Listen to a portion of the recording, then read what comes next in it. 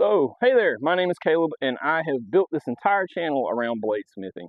I enjoy bladesmithing. That is something I did for the last 3 or 4 years. It's something I wanted to do my entire life, but I have since changed up my hobbies and put focus into other things, and I don't want to completely get rid of this YouTube channel. I want to try to focus the trajectory of this channel now, instead of on just bladesmithing or just one specific thing, on all the little ADD fueled journeys that I like to go on, because I get hyper focused on something and then I end up losing interest, or I put it on the back burner. I do a lot of shooting in my personal and my professional life. I enjoy using Blender and doing 3D graphics. I enjoy Photoshop. I'm a professional photographer. I shoot weddings, family portraits. I shoot landscape photography. I do videography. I do all sorts of little things that I think I could focus this channel on, as far as little tips and tricks of little hobbies that I have throughout the day or throughout the week or whatever it happens to end up being. But with that said, the trajectory of this channel is going to change a little bit. It's going to be more, I think, vloggy based maybe, instead of tutorial. I don't want to really show how to do anything specifically. I want to show maybe my journey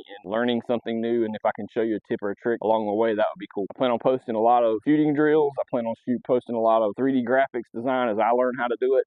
I plan on doing a lot of 3D printing, trying to get my printers up and running and working for me. So that's going to be a whole journey in and of itself. So with that said, take a second, subscribe, help me to grow this channel, share it, leave a comment, do all that stuff. The algorithms love it. Also, I have a Rumble account. Don't know exactly if I'll put anything over there that's different than on YouTube, but I know that some of the firearm related stuff YouTube doesn't like. So in the future, if there is something that I can't post on YouTube, it will be on Rumble. Take a second, check that out. If you have any questions, let me know.